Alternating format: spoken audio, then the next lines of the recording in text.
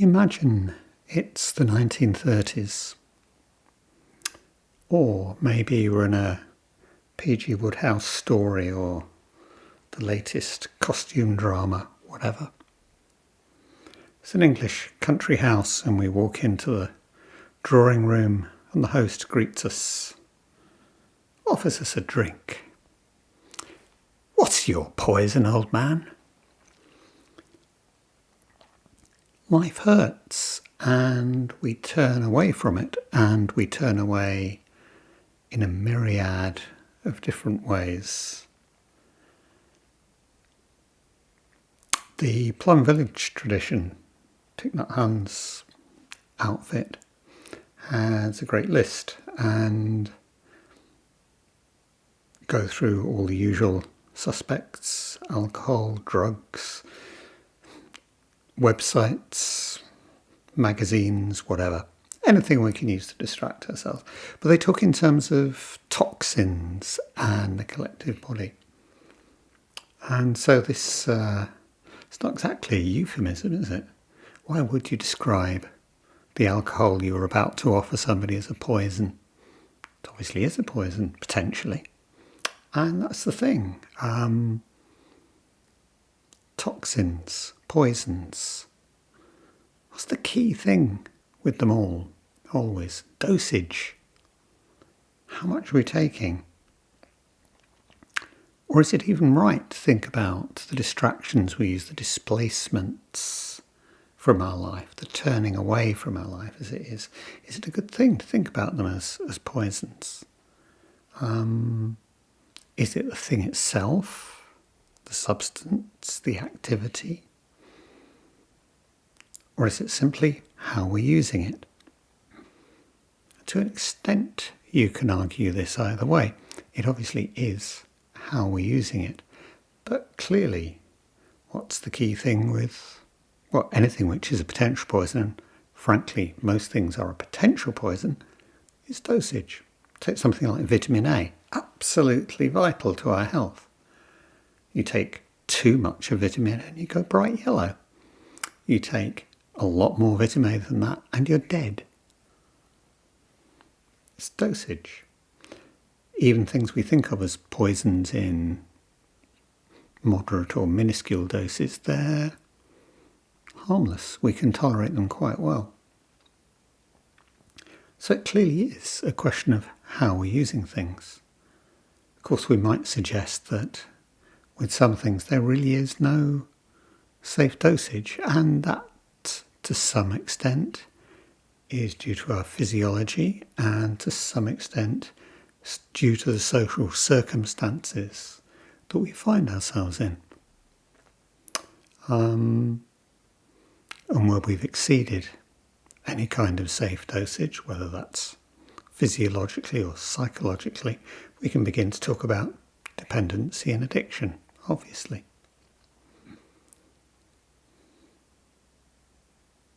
But why do we turn away from our lives? And that's one of the things really trying to talk about in last week's talk. And the headline, and it's absolutely straightforward and absolutely true, is life hurts. We don't like pain. We turn away from it. That's not mad. That's quite sensible at one level. But of course, if we turn away from our experiencing and we turn away from our engagement with life, then we're missing our own lives. And if we turn towards things which encourage us to turn away and turn away and turn away again, then we're in trouble.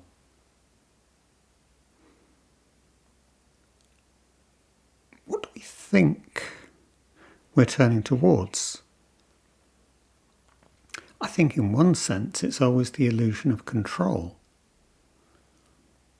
Even if, say, in the case of sometimes with a religion or a political party or a movement or something, we're handing that control, nominally at least, to another. Okay, they're right. This is the right way of doing things. I don't need to think things through.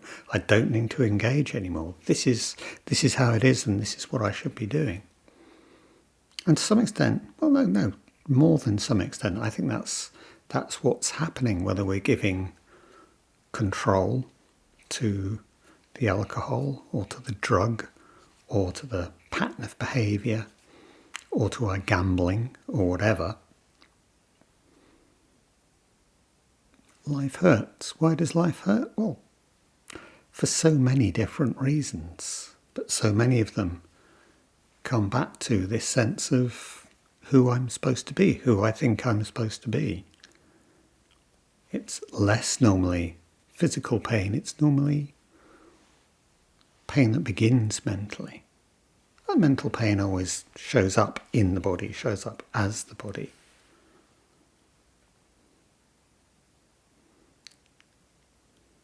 So maybe it's I can't control myself to be the person I'm supposed to be. And so I turn away. And I'll turn towards perhaps an image of the person, perhaps the same person, perhaps the different person that I think I'd like to be. But the question is always, specifically, here and now in my case, what am I turning from? It hurts. I turn away. But that might be long-standing trauma that's getting in the way of me feeling that I'm the person I'm supposed to be, or the person I want to be. Could be that I'm not able to engage with my life, and I find, frankly, I can't engage. I'm just bored the whole time, so I distract myself because I can't engage.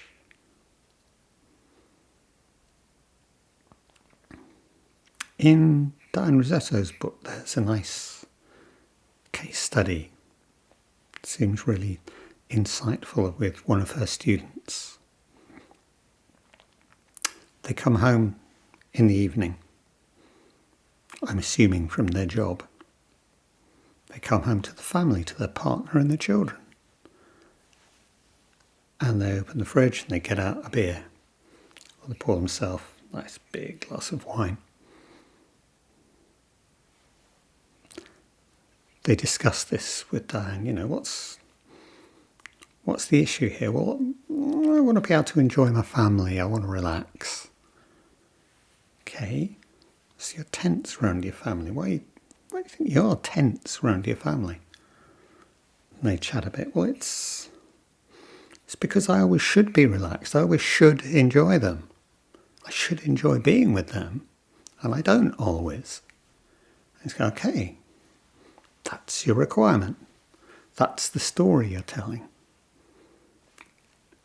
And your response to that story, that belief, that what Diane calls requirement, is that you turn away. You turn away from your life. Is that wrong? Well, no. It's not wrong. It's a strategy. But if that strategy is running you, if that becomes habitual, if that's something you just always do, if you really can't be with your family without opening the fridge, pouring yourself a glass of wine, clearly that's an issue. And if you sit with that knowledge, that requirement that, hey, why? And you may open up to it, and you may find some truth there. And in the commentary that I wrote for the fifth precept, which is kind of what we're circling around with the idea of delusion the whole time, I kind of go through, what might be going on here. They've been put upon by their boss and now they come home and they want some affirmation. Or maybe they are the boss and they've got their PA, sort of there to hand them their pencil. And now they've come home and it's just chaos and they're just another person. Or. And we can, think through these things. All of them kind of relate to this almost hermetic distinction we make in this society between public and private, between the world of work and the world of home. And we talk about work-life balance. Two forces in competition pulling us in opposite directions. Okay, that's actually one level, probably all of our experience to some degree. But that's not natural, that's not set in stone, that's our economic, our social system as it's developed. It actually gets really interesting when you start looking at this. Why do we live in a society which separates out public and private? Point is that if we do, then that's going to be tense, it's going to be problems. How are we actually going to address that? Children have been out all day in an institution, school, college, whatever. They come home. How was school today? Everybody's coming in and they've been out in the world and suddenly they're crammed together in this space and enjoy each other. These are your best people, relate to each other. There's going to be tension, there's going to be difficulty, there's going to be sparks. And so it's a good question. Do we just I'm out, look at my phone, reach for a glass of wine, get busy with the cooking or whatever? Maybe the best we can do in any given situation. Or maybe we can admit the strains, the difficulties, and actually talk to each other. And I don't mean that in a pat way, I mean just find ways of that. It comes back to relationship again, actually activating our relationship in this moment, in this context, in this place. And we know with relationship that's always hit and miss. It's never some lovely, lovely situation. It's always complex. It's always, fantastic. Now we've truly met. And why did you do that? Relationship, rupture and repair, always. But it's through relationship. And why do I feel tense? Well, because I'm some weirdo, not because I had some childhood trauma necessarily. Maybe I did. Maybe that's real. Maybe that's true. But actually, anybody's going to feel the tensions of a situation like this. And so many other of these contradictions in which we find ourselves held by this life that we weren't given free choice over, that so many of the decisions were made for us. But we like to maintain this illusion of control, that I'm in control of my life. And always entering real relationship. But we have to get face to face with the idea of not knowing, the idea of, maybe this goes well, maybe it goes not so well. I don't know. And that comes back to our ability to be with our experiencing, the bits we enjoy, the bits we don't enjoy so much. And hold it. Take it whole, hold it whole, as this thing.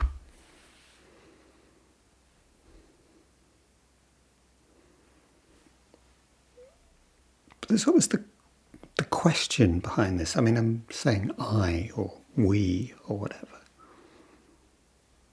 But there's always the question, who reaches? Who opens the fridge? Who reaches for the cigarette? If we actually pause, if we actually sit with, if we actually allow ourselves to become aware, we can begin to experience these contradictions as they flow through us, flow in and out of us, as we, in a sense, become them. We've talked about Bromberg's idea of, this discontinuous series of self-states. And it is almost like, well, which is the me that's feeling the tension? Which is the bit that's aware of this? Which is the bit that's thinking about this? And which is the bit that's already taken the top off, poured. It's not like there is a single me who could be in control in this way. And I like to misrepresent badly, but it's still a useful way of putting it. Bromberg's idea of, well, it's not so much we're trying to make me one self as just help these different selves to get along a bit better. See each other, hear each other, stand in the spaces between them.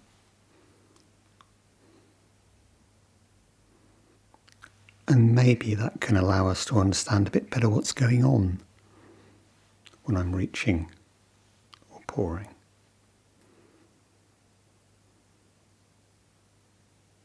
But when I'm turning towards, because I'm turning away, so I'm pain, tension, dis-ease, dukkha.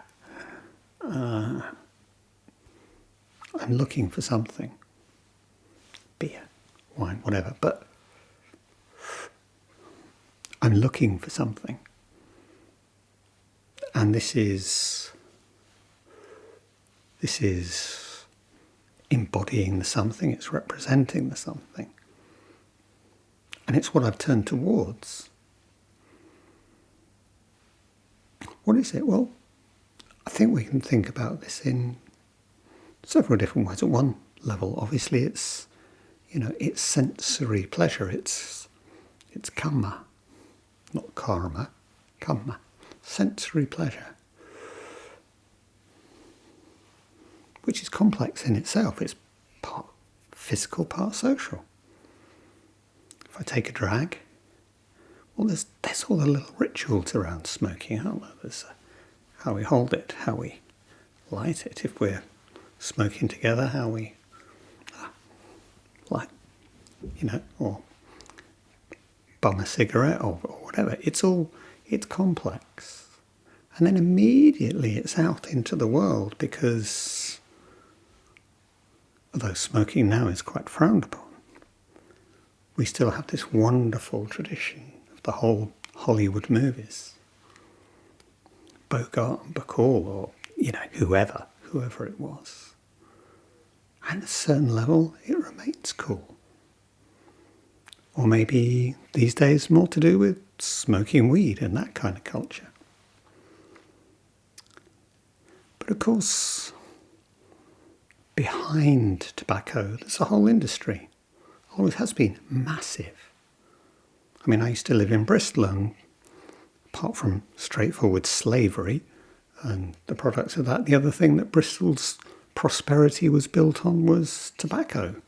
And the giant factories, and the university there has this huge tower shaped a little bit like a cigarette, funnily enough, which is the Wills Tower from Wills Tobacco. So, it created the city. Played an important role in creating the city.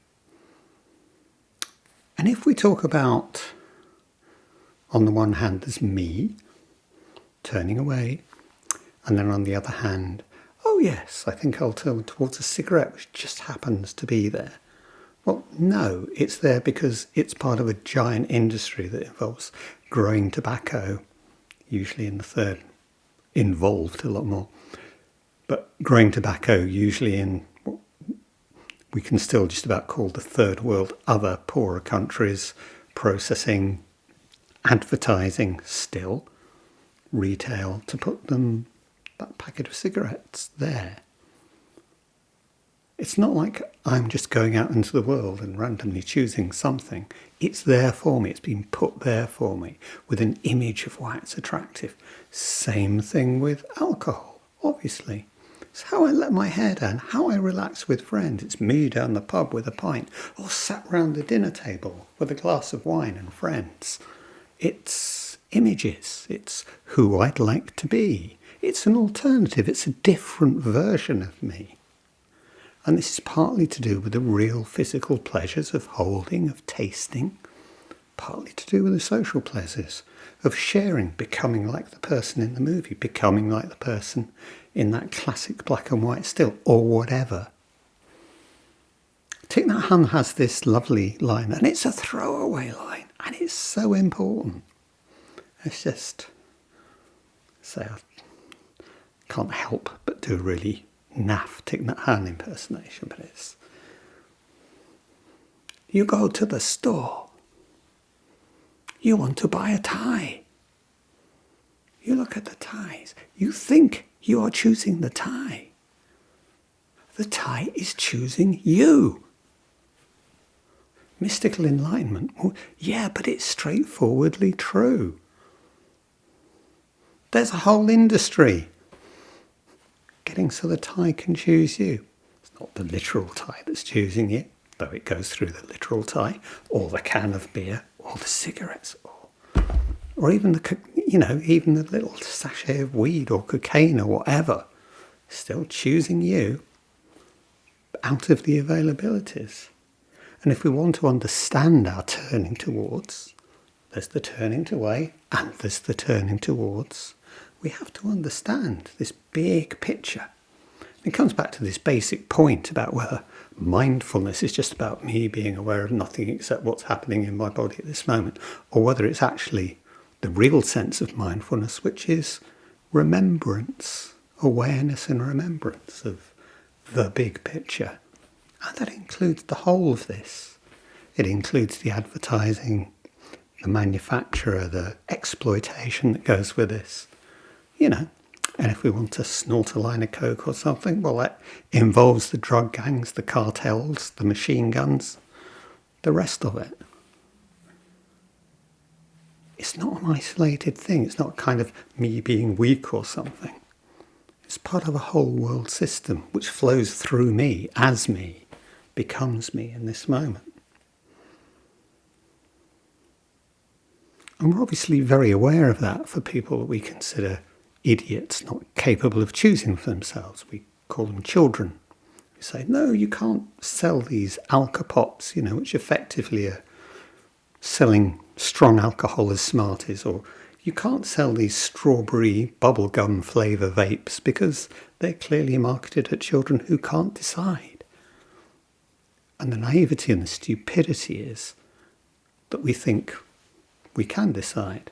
And it's the question, who reaches? If I'm happy with my 50 a day, then I can imagine that it's me doing the choosing, that I'm just one person.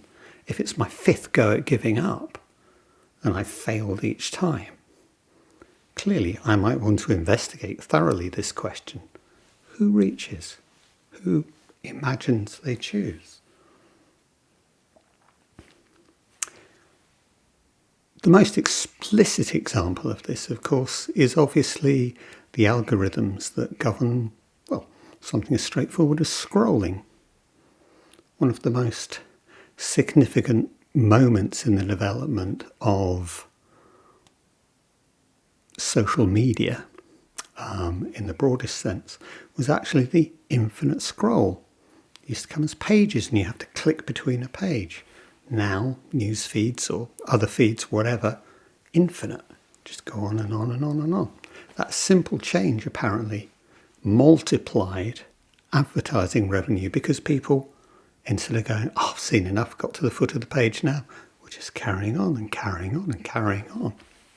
And of course, these algorithms train us to click. They train us because every time we click, that's money, because it's advertising revenue, and that is the only reason that social media exists.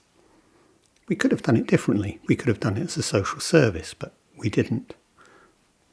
We collectively, not that we were actually ever asked about it, have given our permission every time we click one of those updated terms and condition boxes to be abstracted and absorbed within this money-making enterprise. Because, I find out what's going on in the world, or I see what my mates are doing, or, look, a picture of a cat dancing, or whatever. So it's complicated. We misrecognise ourselves as choosing. We misrecognise ourselves as in control all the time, and so we learn to justify the unjustifiable to ourselves. It's only, or everybody's doing it, or I'm in control. I mentioned I think the last time, I'm not an addict, I've just got a touch of flu today advert guy. And that is really how we all are about everything all the time, and that's a state of delusion. It's fine. I'm not being controlled, I'm in control. Except I know I'm not in control, so I'm reaching.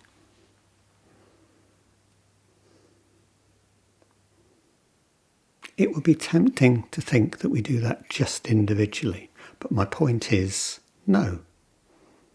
We do this collectively. The tie chooses me because the tie knows it wants people like me who react in the way that I do. It's been designed. I've been designed. My responses.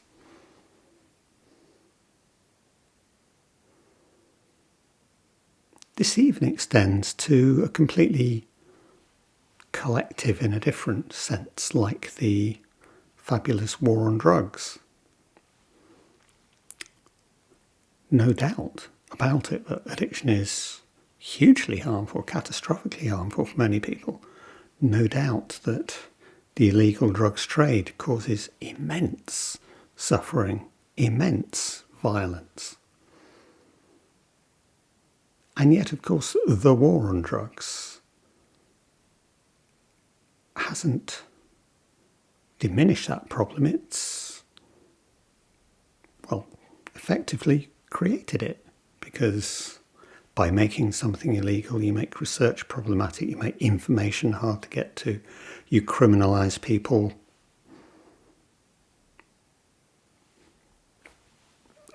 That's another talk, that's an hour or two.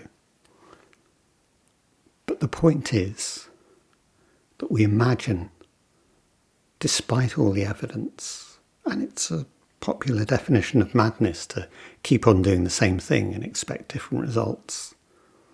It's been known from its inception that this strategy was disastrous. Ever more heavily armed police, ever stiffer sentences. But we still go on believing it. We still go on collectively acting as if that were an appropriate response. And of course we know that that's been weaponised by the long history of political manipulation and racism connected with the war on drugs. And again, that's another lecture. But this is just to point to the fact that delusion is never simply about a me in isolation. It's always about an us.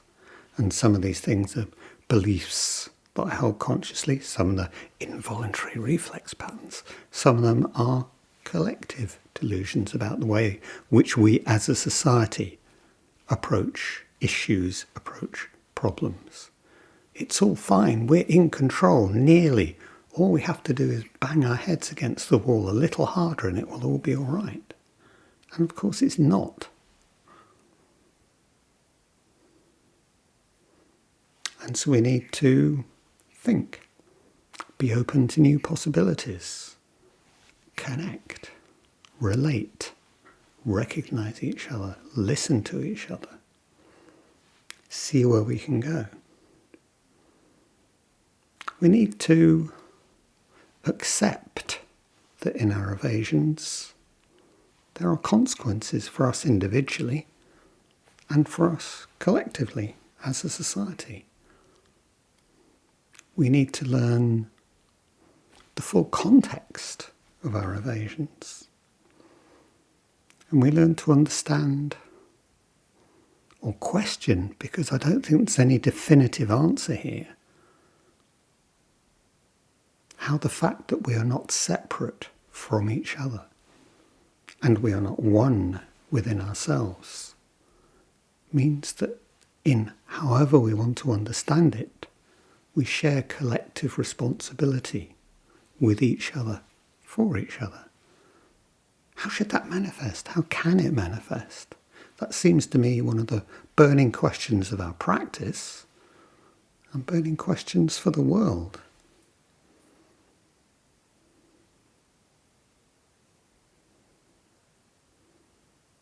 So we'll park it there for now, for this week. Next week, I want to talk a little bit more